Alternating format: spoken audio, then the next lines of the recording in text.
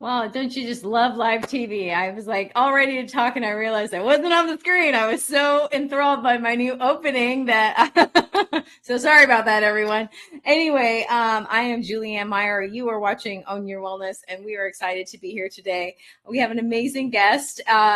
She and I hit it off through the internet, so I'm excited to introduce you. I'm not going to waste any more time. LynAnn Weaver, welcome to the show. Glad to have you. Hello. Thank you so much for having me.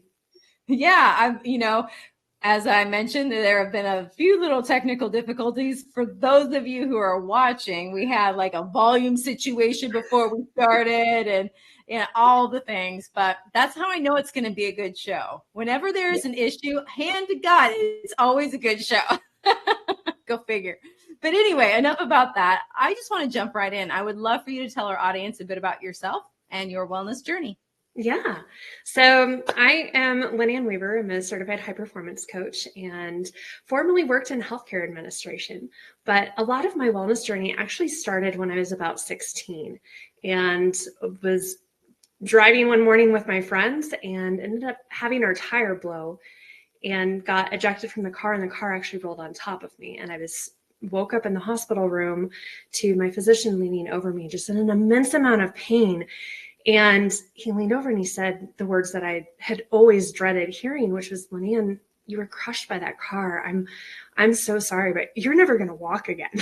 And I just went, as a 16-year-old, I played sports. I, worked out every day. I was training for a marathon. I was doing all of these things that really required walking as a huge part of my life. And so hearing that didn't just mean to me, oh, you're not just going to be able to walk. To me, that meant you're never going to reach your dreams. You're never going to be successful. You're never going to get to that career that you want to have.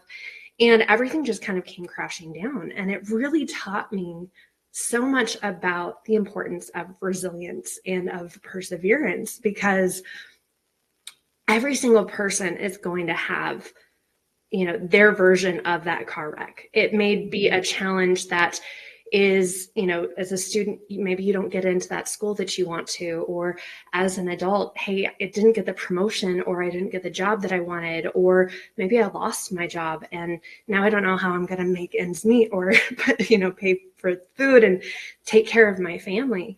But those situations all give us an opportunity to either stop and suffer in the failure, or use that failure as a learning lesson and an opportunity to grow and strengthen and improve. And a lot of the resilience that I learned through coming through that accident really helped me accelerate in my professional life as well. And so not only did I start walking again, I've, run the equivalent of a half marathon several times. I've summited over a dozen 14ers, which are mountains over 14,000 feet. I live in Colorado. And so that's, the thing that we all love to do here. And it's really just part of that journey of overcoming, of persevering, and of finding your why for why you want to work through something, and that thing that's going to be so much bigger than you that's on the other side. And that's one of the things that I now help our clients also discover, so that they can really use their own strengths, their own journey to really drive them to greatness. I appreciate that answer on so many levels. The first question that literally comes to my mind is this idea of, how did you know not to listen to the doctor that said you weren't going to walk again? Because there's a point where, there's a reality to things, but there's another point where you don't have to believe everything you're told either. So I'm curious how you walk through that, figuratively and actually literally. Yeah.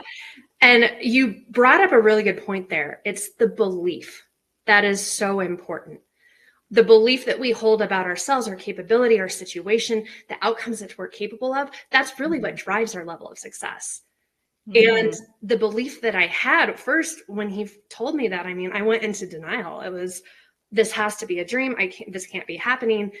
And then the pain sunk in, and I was like, okay, I can't breathe without just excruciating pain. I can't move my legs. I can't, move at all, really. And there were a few things, but one of the biggest was really just the community that I was surrounded by. So I'm blessed to have an amazing family. And my mom had, given up everything to come and just sit with me and be with me. And she, at one point, I don't remember exactly when this was, but it was, I was in a coma for several days and just kind of in and out of consciousness for a while. And she comes in and she's like, LynAnn, you've overcome so many things already at this point in your life. Are you going to let this allow you to be limited, or what are you going to choose to move forward? And I just sat there and I was like, I do. I have a choice. Maybe I won't ever walk again, but I'm going to give every single ounce of everything that I have to move forward with it and to actually, do the things that are necessary to get there. Mm-hmm.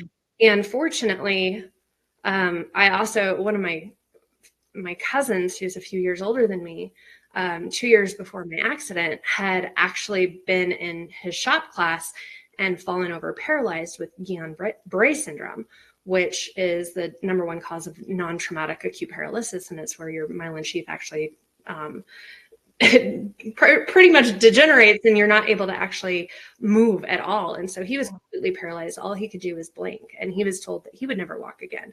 And he walks into my hospital room 2 years, or maybe it was 3 years afterwards.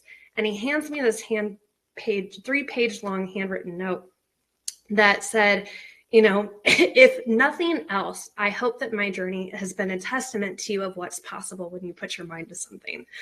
I was also in that same position. And these are the steps that I took to be able to move past it. And he's like, you're going to have pain. You're going to have setbacks. You're going to feel like, there are going to be days where you just want to give up and die. And I did. But you also have to remember what's possible. Excuse me. So cool. What's possible for you when you really stay committed to that goal and to that vision that you have for your life. If you want to walk again, you can. If you want to become, at that time I wanted to be a physician. If you want to be a physician, you can. If you want to be, whatever you want to do, whatever you want to be, you can do that, but you have to believe in yourself. You have to believe it's possible. I love that so much because as myself, I don't have anywhere near as dramatic a story as that's happened to me. However, I have been able to reinvent myself in so many different ways because I never got stuck in this idea of who I am. It never became like this permanent thing. There's a lot of, actually, sorry, I'm going to backtrack. I can't remember who said this. It was, I think it was Tootie from The Facts of Life. I can't remember her real name. But anyway, she was talking about having cancer. And she said that she never wanted to identify as a cancer patient. But, so she went through all the treatments and everything else. And she said, even afterwards, though, there was some parts of me that still identified with being a cancer patient. So I needed to do a detox to let go of that identity. And I thought that was really fascinating that people hold on to like these identities, not just like that, but with, you could have held on to the idea, I don't walk, I can't, I was in an accident, poor me. But you chose to move forward. And I love that you're using that now, even helping other people. Yeah. And I love that you just brought up identity, because our identity ties into our belief. It ties into the vision that we hold of ourselves, of who we see ourselves as capable of. And our identity often comes because of the experiences that we've had, the things that we've been told about us, about our capabilities, and more importantly, the ones that we've chosen to believe. So during that time, it was, who is I going to be? And this is actually something that my team and I go and speak in schools. And one of the things that we always open with is, who are you? And excuse me, oh my goodness, who are you? And who would you be if the world never told you who you could be? And in that moment, I decided, am I going to be limited by what this doctor told me, by what the situation told me I'm capable of, and by what my current situation seems to be? Or am I going to choose to be limitless? And if I'm limitless, that means nothing's going to stop me, and I'm going to be able to overcome this. My situation will change. My level of success isn't determined by my current situation. It's not determined what this doctor told me that I wasn't able to do, or what anybody tells me that I'm not able to do. Limitless means that I'm committed to doing and accomplishing, growing and achieving, no matter what it takes.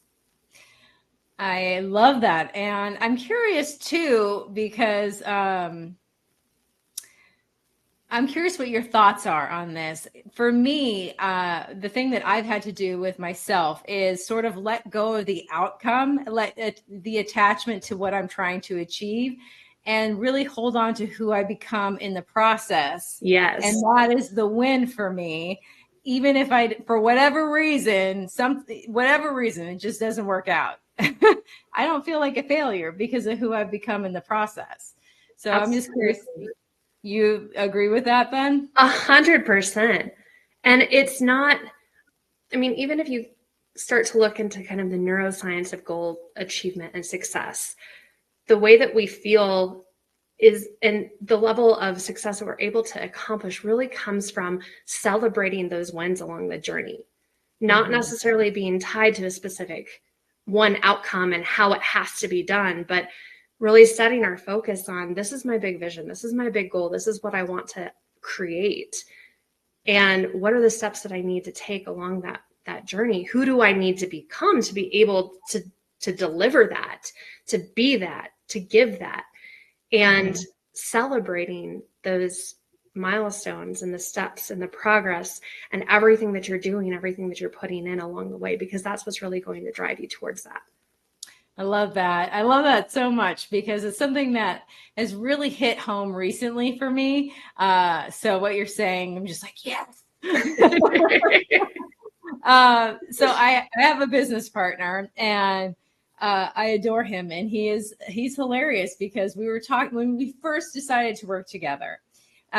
He said, we're going to have a business plan, but it's never going to be point A to point B. It's never going to be that. And then he used this example, and I thought it was really fascinating because everybody thinks, he goes, it's never a straight line. There's always going to be left turns, right turns, U-turns, all the things in order for you to get where you want to go. However, that does not mean that it wasn't your straight line.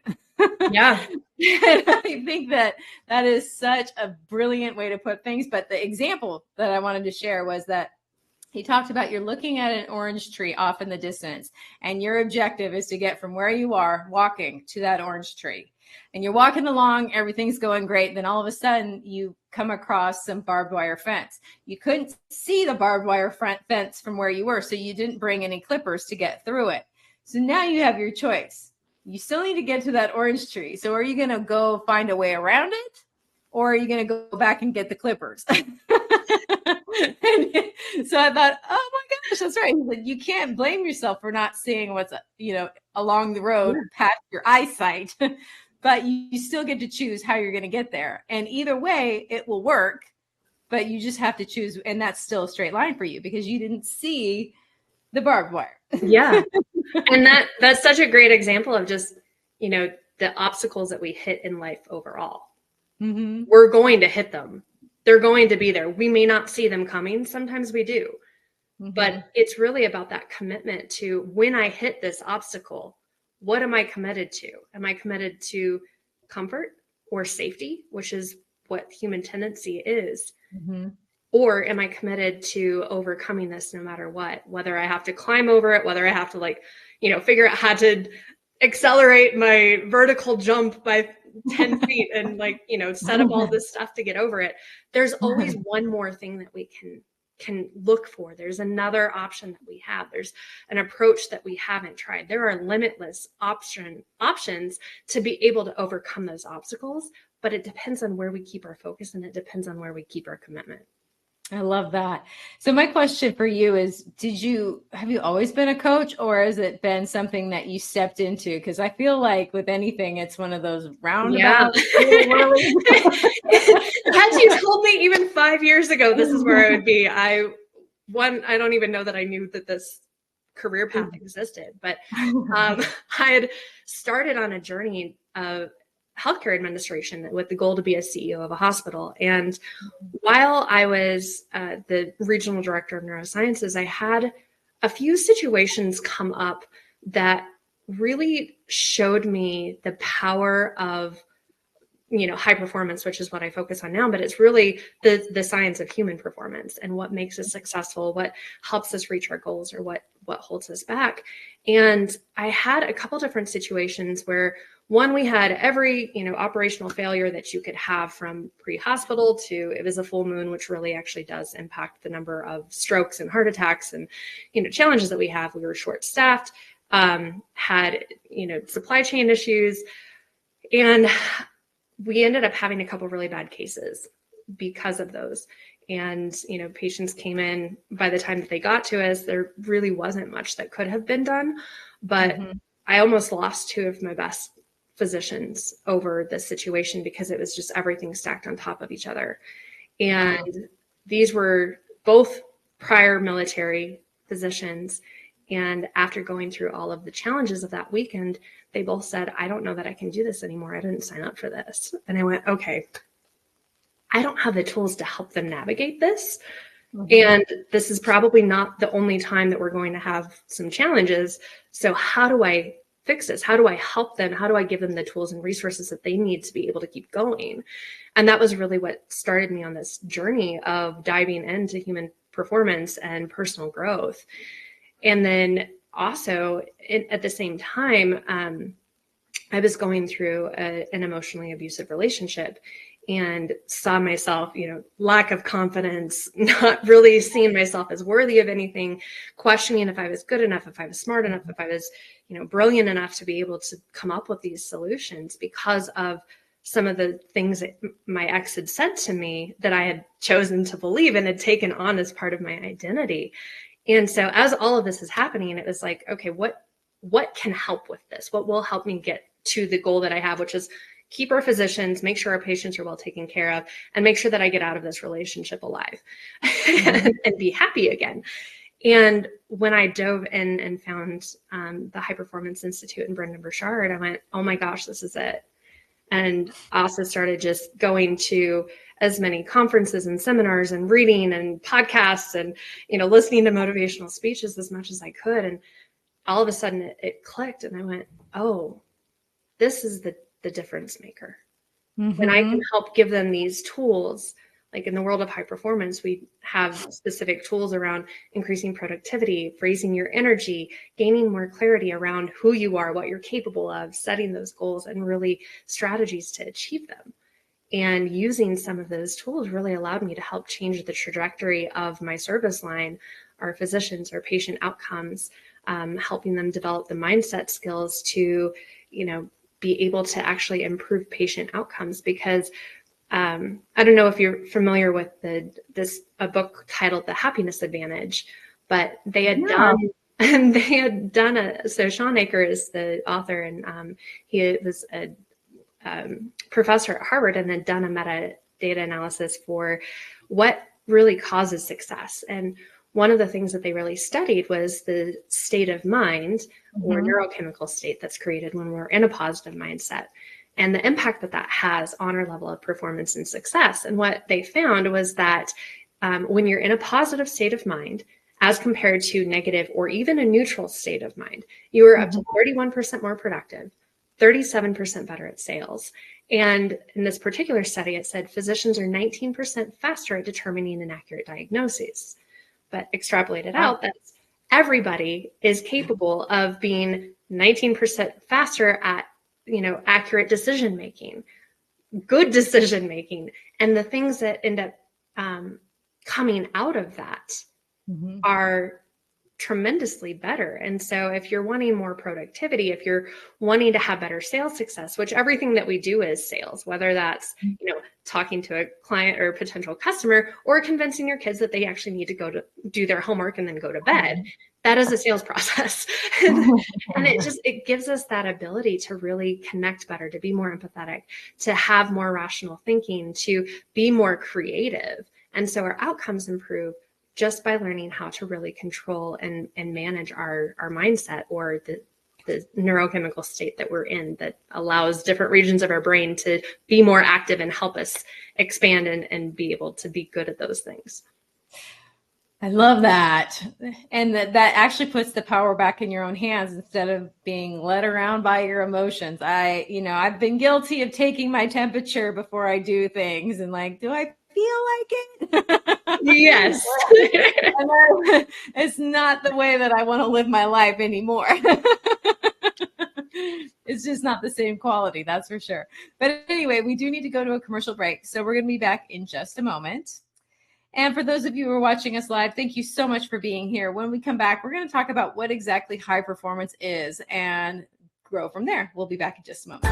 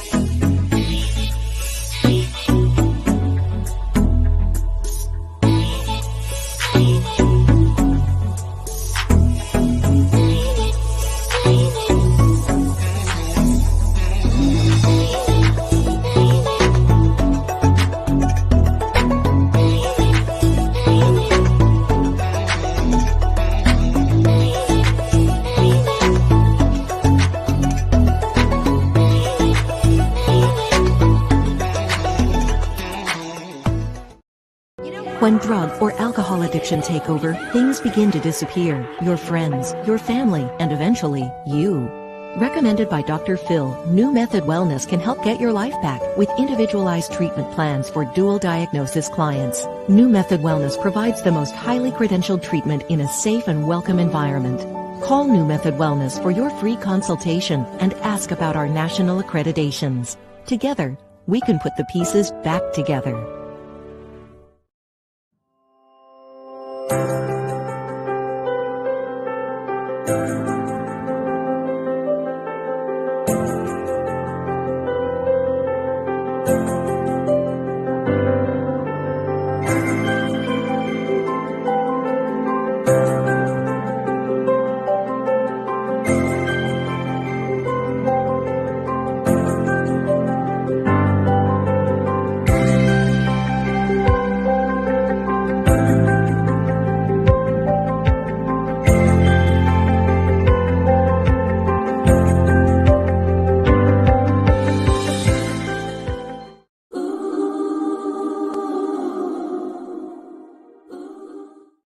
Welcome back, everyone. Let's bring our special guest, LynAnn, back to the show. So glad to have you here today. Whew. All right. So, I'd love for you to explain a little bit about what exactly high performance is, because it's one of those things that people use that term, but nobody really knows what it means. So I would love for you to share what that is. Yeah, that's a great question. It's always a good conversation starter because a lot of people don't know what that is. So we define high performance as reaching heightened levels of sustained success over standard norms. So higher levels of success than what you thought you were previously capable of or what your peers have accomplished. And it's achieving that higher level of success over the long term. So it's not just peak performance, it's sustaining continuous growth. And while maintaining your health, your well-being, and your positive relationships. Because without those three things, you're really not ever going to be able to achieve true success. Oh, I love that. And so I know I put up your website before, but you have something that you're offering, and I would love for you to share a little bit about that. Yeah. So we have a free gift for all of your listeners, which is to take the high performance indicator assessment. And this has been, it actually has been statistically shown to have a strong positive correlation between the outcomes and the metrics that are on this assessment and being able to increase your happiness, your confidence, the career impact that you're able to have, your quality of work and your performance at work, as well as life satisfaction. And so this is really just a great metric to identify where you're at. And then from there, it's a great tool to be able to measure your progress as we start to implement some of those strategies and tools that I mentioned previously that are part of the high performance framework. And we can actually take you and help you build and improve in all of those areas so that your happiness, confidence, career impact, and work quality and life satisfaction can also increase. I love that. And what is it like to work with you? So we do an initial assessment, and really it's kind of like if you're going into a physician's office and they're trying to determine what's going on with you. Everything is a research-based process that we take people through to really identify their pain points, their struggles, their challenges, what that belief system is that they have about themselves. And then we create a customized game plan for them to be able to help them reach the goals that they actually have. I love that. Is that one-on-one or a group setting, or how does that look? Yeah, we do both. So we one-on-one is absolutely an option. And, I work a lot with physicians and executives in the one-on-one, just mostly because of time constraints. But we also have group coaching. And we've actually started tying in our group high performance coaching in with a speaker training program that we're doing. Something that I found, especially with a lot of the clients that I worked with, is they've reached higher levels of success, but maybe they're not happy, or they don't feel like they're leaving a legacy, or they don't necessarily know what is going to bring them fulfillment, because everything that they thought they wanted, they've gotten, and they're still not where they want to be. And so one of the things that we found is really allowing them to start to share their stories, their learning points, their lessons with youth. And so we go into schools and we speak and we teach people how to craft and create their stories that are going to connect with the audience and help our future generation see themselves as capable, to shape their identities as what's possible for them, and to help them step into that creativity so that they're able to, create things that we haven't even thought of now. And so one of the options that we also have is really taking people through that speaker training. And we've partnered with Top School Speakers, whose CEO has spoken in schools for the past 8 years and has just an incredible track record and has reached over 1 million people, and give them that opportunity to train to do that if they would like, or to just join the high performance group coaching program and really help accelerate their career growth and trajectory, no matter what industry they're in. I love that. And I love that you're tying in your past career with what you're doing now. So it's not like you just went, bye, I'm done. Bye, Felicia. You still get to help the people that you cared about, the group that you cared about, as long as you did, in a different sort of way. So, I love that you saw a need and were able to create a solution for that need. Yeah. And it's been fabulous, and especially being able to broaden out into different industries. So we work a lot with entrepreneurs, with small to medium business owners, but then also the executives, and worked in various industries. There really aren't any that this framework doesn't support or help. And so it really allows us my entire team, to be able to tie all of our passions, all of our expertise into helping people achieve that higher level of success that they're wanting. Correct me if I'm wrong, but what I think I'm hearing you say in my own mind is it doesn't necessarily matter what you're doing per se. It has everything to do with how you're being and what you're up here. So it doesn't matter if you're expressing yourself as an entrepreneur or a physician, a small business owner, whatever the case may be, because you still work on the same concepts or from the same concepts. Yes. And the curriculum that we coach from has actually been part of one of the largest studies on human performance and potential in the world. And so it's been studied and tracked and researched in over 190 countries, and with, the world's top 1% of performers, to really identify what those habits and systems being the key word, You can have a dream, you can have a goal, but without the actual habits and the systems to be able to develop it, it kind of becomes a pipe dream. And so that's where we integrate the systems to habit building so that anybody, if you're a stay-at-home mom to a Fortune 100 CEO, every single person can improve in the way that they want to improve in to reach to reach the level of success as they define success. Oh, you just said all my magic words in the most wonderful way. How they define success. Yes. Because it's not the same for everybody.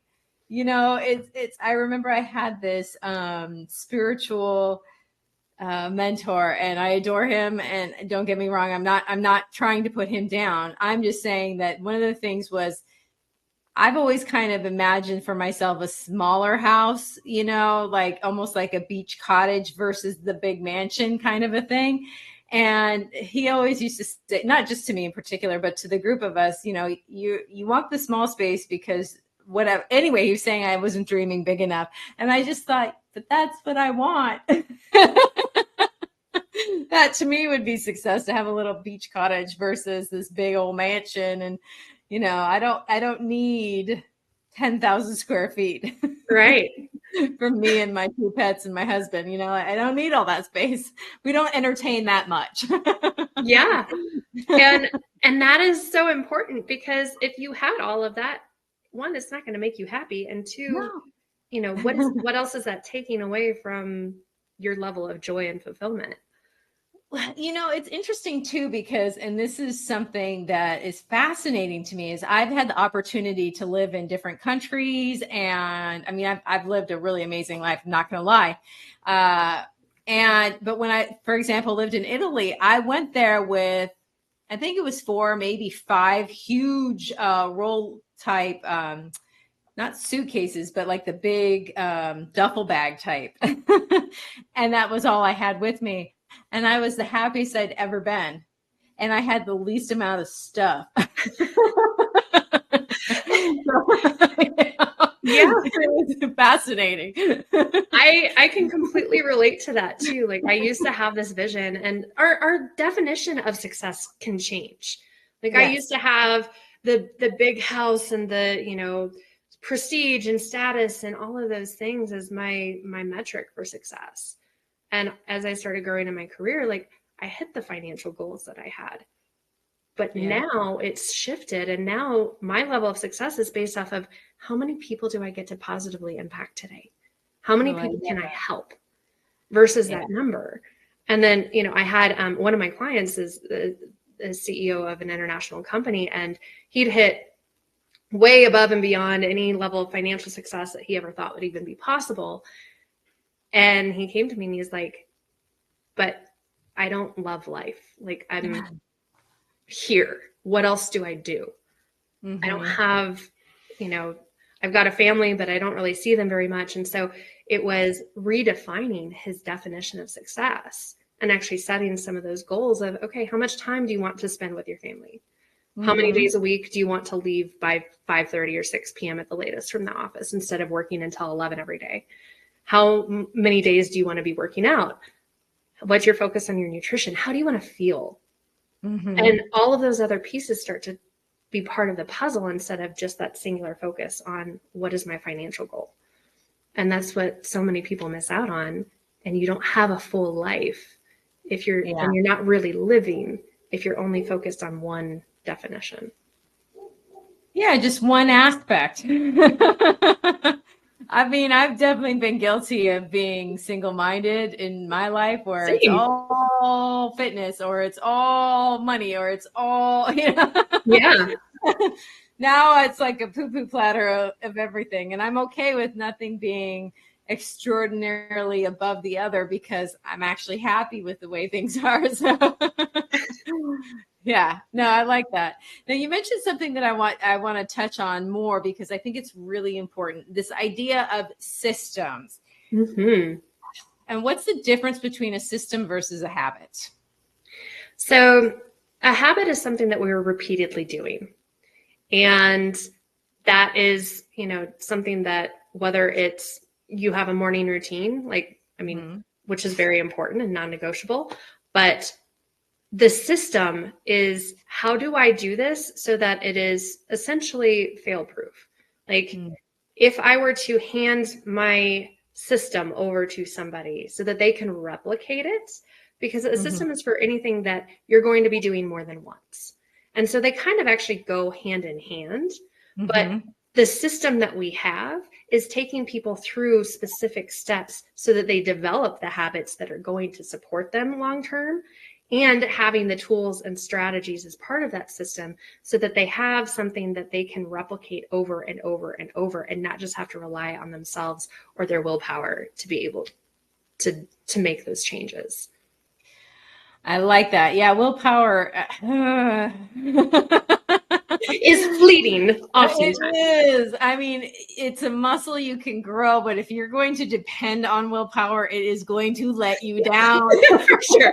Willpower is not a system. It is not a system, and it's not an evergreen, like, it's not, you have to, oh my goodness. Yes. I love it when people think I just didn't have the willpower. I'm like, you didn't have the system. Yeah.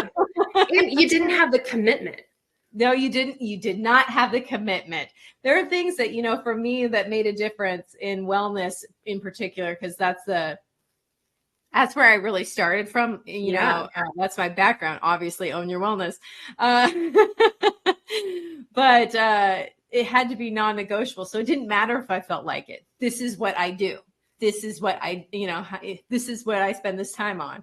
Yeah. It's like brushing my teeth. I don't think about, well, do I feel like brushing my teeth today? No, it doesn't matter if I feel like it or not. I'm going to brush them because I like my teeth. Yes, absolutely. What were some of your other non-negotiables along your fitness journey?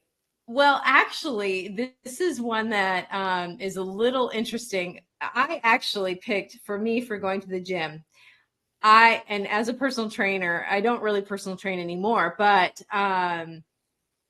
I always needed a personal trainer because I invested in that way for that accountability. But I made it so that I would go in the morning before I had a chance to think about it all day and be like, do I feel like it? Do I not? Talk myself in and out of it all day long.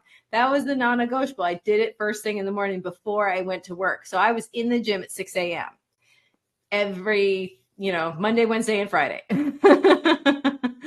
So that was a non-negotiable for me, because then it just took it out of and it frees up so much brain power and energy to think about other things. Yeah. Because I'm not fighting with myself about whether I should or shouldn't. It just is what I do and when I do it. Absolutely. But when we make it that non-negotiable and get to switch into, I am committed to doing this no matter what.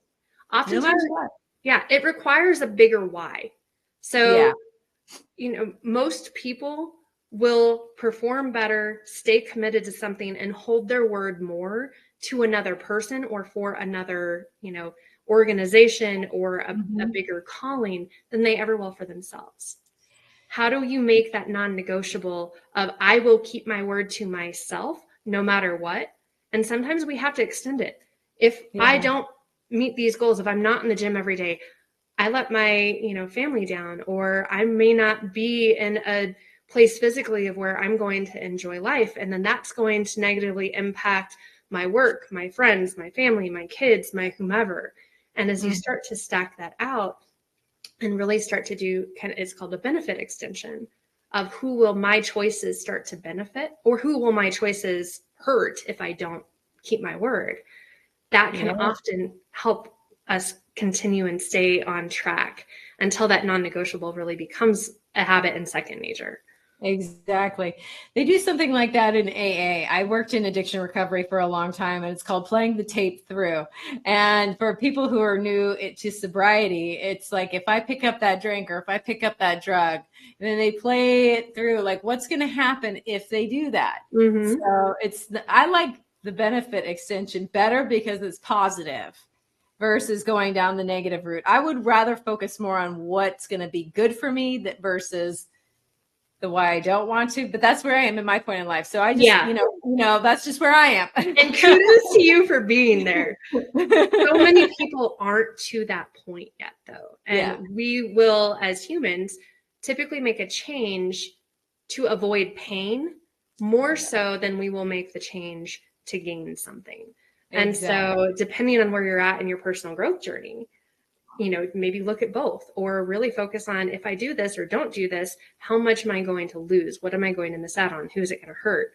But then as you evolve, grow, and develop, oh, now I can gain. Now I can make this impact. Now I get to do this because I was committed to my goals and my dreams. And it's really about finding those things that are really going to help drive you forward. It's so true, because going back to the addiction recovery thing, they always say you have to be sober for yourself. And yeah, you absolutely, in order to make that decision, you have to be accountable and want it for you. However, if you become a drug addict and, sold your parents' things and been to jail and almost all the things that come along with drug addiction, you probably don't have the highest self-esteem. I mean, understandably so. Yeah. So in order to get through some of those times, I think it's perfectly okay to do it for somebody else. You get through it. Absolutely. Absolutely. Where are you in where are you on the wellness ladder? Where are you in life? You got to figure out where you are and use what is at your fingertips in order to get you to that next level. I love that, we can think about things as a benefit versus, what is avoidance, trying to avoid pain. Like, I love that, but I definitely wasn't there. Yeah. No, I mean, same. And wellness is such an important part. And from a confidence point of view, from an energy point of view, which if you're low energy, the thoughts that you think are going to drop, the decisions that you make are going to drop. You're not going to be making that healthy choice necessarily if you're just feeling completely drained. And so doing those things, especially that really help support and grow and build your wellness, your fitness level, your health level, is so important to just overall success in every single area of your life. Well said. On that note, we do need to go to our last commercial break. We're going to be back in just a moment. And I said hello to everybody who's watching us live. Now it's my turn to say hello to everybody watching us on demand. When we come back, we're going to continue this conversation. I just want to talk a little bit more about other facets of success besides wellness, because, if you don't have your health, you don't have anything. But when we come back, we're going to talk about other parts of it.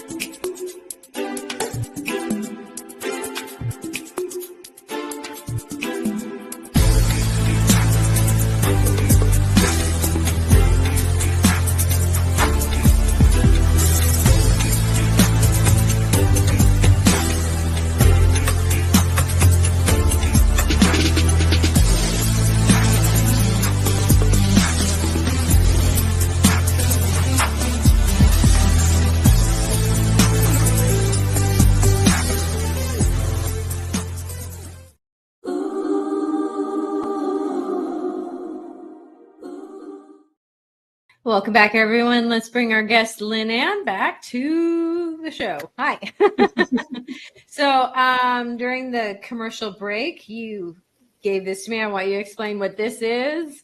Yeah, so that's the link to the free assessment that I mentioned, the high performance indicator assessment. So it's a website /HPI. Yes. Awesome. I love that. Thank you, by the way. That's a very generous gift offer, all the fun things. For those of you who are curious or, I know this about you, even though we don't really know each other. You're not going to put something out there that isn't of value to somebody else. So absolutely. Yeah. And for the record, we do not collect the answers for this. So anybody who does take it, you're going to want to screenshot it to keep your results. And we do that just for privacy reasons. So that information is yours to do what you want. If you would like to, schedule that free strategy session with us and have those results ready, we're happy to talk through them and really talk about your goals and how you can create that strategy and that system to be able to get there. I love that. That's amazing. Before we went to break, we were talking about wellness being a part of success. And there was one thing that I wanted to mention really, really quick was when I was coaching people who had big goals, whether, with work, for example, I always had them have some sort of physical goal that was the equivalent of these other goals so that they could do them together. Because how you do something is how you do everything. It's just, yes. They would get there so much faster every time they would have this physical goal. So just to give you an idea, this is for everybody who's watching, to give you an idea of how big my other goals are, I'm doing an Olympic triathlon April 28th. Good for you. Oh my gosh. I'm excited about that. But anyway, it's not about me. So, we talked about this idea of success being individual and what we think of as success. And we sort of talked about, we talked about wellness as being one component of it. But something else that I think a lot of people really struggle with or give up or put on the side burner are their relationships when they are trying to succeed. Or, you know what I'm saying? Like that person that you were sharing about. He got to the top of and beat all of his financial goals by a lot. And then he's like, I never see my family though. Yeah. So how important is that to maintain these relationships as you're growing? I mean, having positive relationships is directly correlated to your overall level of success and happiness. And so, it doesn't have to be just because you have your family that it has to just be with them. But having a community of people around you who are also committed to success, who can help keep you accountable, who show you what's possible and remind you of what's possible for you when you don't believe in you is essential to being able to achieve success. So whether that's, 3 to 5 people in your group that you're consistently around, those relationships are crucial. And so you bring up such a good point because we have a framework that we call our 4 C's of elevated leadership. And one of those C's is really that foundation of community. And so one of the things that we do and why I really like the group coaching element is that it provides you that instant community of other people who are committed to high performance, high success, achievement, growth. And we keep them in a community that they're able to support and encourage each other and really help elevate the entire team. Because we look at it as a team, not just individuals that are part of this coaching program. There's so many things about like group coaching. I know a lot of people assume that one-on-one is better. And I'm not saying that one is better than the other, but people really underestimate the value of group coaching. Yes. I actually prefer it at this point in time because you have the benefit of being with everybody else. Borrowed benefits. Somebody else is going to ask your question, or somebody else is going to have a question you didn't even know you had. Or you can have, like you said, you have this group of people who are in the same spot as you, trying to do the same sort of thing. They understand where you are. They understand your commitment versus trying to go to somebody who's not there. They have no concept of what you're creating and who you're becoming. So I love that. I love that you do that both ways, because it's not for everybody, but yeah. And that's part of why we do, an assessment initially is different things work for different people. And some of the people that'll come in and do a strategy call, I'll actually refer them to my mentor's company that does 3-day, 7-day, and 9-day leadership seminars that completely transformed my life and really helped set that bar of self-awareness. And I also actually include all of his 3-day programs for his deep dive seminar as a bonus for any of our clients because of how powerful that is. And so even if it's, my main goal, our company's main goal is really to add value. And so if what that person needs isn't something that we specialize in, I'd rather get them in with a person or a group or company that's going to be able to really support them in their personal growth and their professional development, rather than bring them into something and say, oh yeah, this is going to be for you. Because it's about the outcome, it's about the journey, and it's about the individual. I love that, because I'm the same way. I've turned so many people away, and in a better direction, I should say. I've turned them in a better direction because I know that, I could help them, but this person could help them way more than I can, and it's better for them. And sometimes they actually come back to me anyway, but right. Well, and those different stages, right? Like sometimes at this stage in life or in this chapter, you're going to benefit more from this, but at your next stage, as you level up or as you change, as situations change, now all of a sudden, okay, maybe I am ready for what you had to offer before, or can now offer at this point that wasn't available before. Yeah, exactly.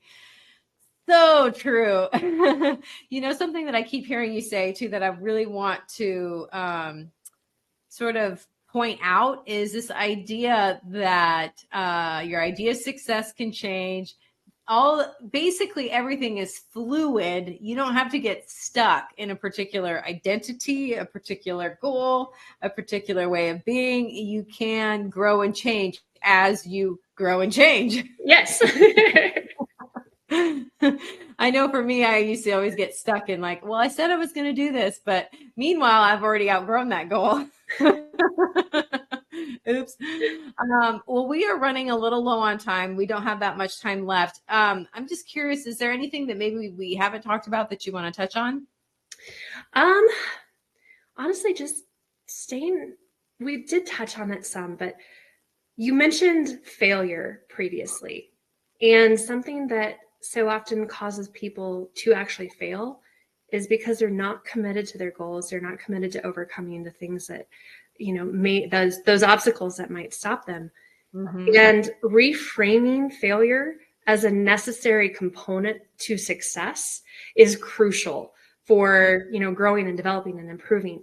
And if I just really want to challenge everybody to look at the failures, look at the struggles, look at those obstacles as things that actually help elevate your level of success and your opportunity, because every single failure, every single obstacle is just an opportunity to learn something, to grow from it, to be stronger, and to connect more with other people. J.K. Rowling, who is the author of Harry Potter, had failed 12 times. Her submission of Harry Potter got rejected 11 times before it was finally accepted. So many people would stop at the first one. Yeah. And there were days that, I wanted to quit. I wanted to give up when I was working to walk again. There were days that I wanted to give up when I was trying to, get to the next level and grow professionally and create a new career path. And it's really about the journey and connecting back to my why. Who is this going to help? How will this benefit somebody else? What pain will I avoid if I actually take these steps now? And really staying committed to what is that one more thing that I haven't tried yet that I can try, and commit to finding one more thing each and every time, every obstacle that comes against us. Exactly. I can't remember who is saying this or if it's even a saying per se, but failure is the way to success. Yes. I mean, that's there's a lot of people think that that's like the end, but it really, really, really isn't. It's actually just part of it. And I love this idea of failing your way to success, and that the only way that you really do fail is when you quit. Yeah. So we're almost out of time, but I want to pop this up. What is that So this program? is where they can go and schedule that free strategy call. They can also access that through the awarenesselevation.com website, but Perfect. this is the direct link. This will actually take them to my calendar instead of just our general calendar. So if they want to speak directly with me, they're welcome to using this link. Otherwise, I love that. Thank you so much. It's very generous of you. We are out of time for today, everyone. I just wanted to thank you, LynAnn, for being here. I'm so glad that we were able to work through all the technical difficulties and make it happen. It was better than I thought. Note to self, always test your new equipment before getting on a live call. There you go. Anyway, lesson learned, failure of the day. Okay. There you go. There you go. It's a lesson, not a failure, right? Exactly. Thank you so much. Yes, thank you. And thank you for watching, everyone. We will enjoy the rest of your week, and we will be back again very soon.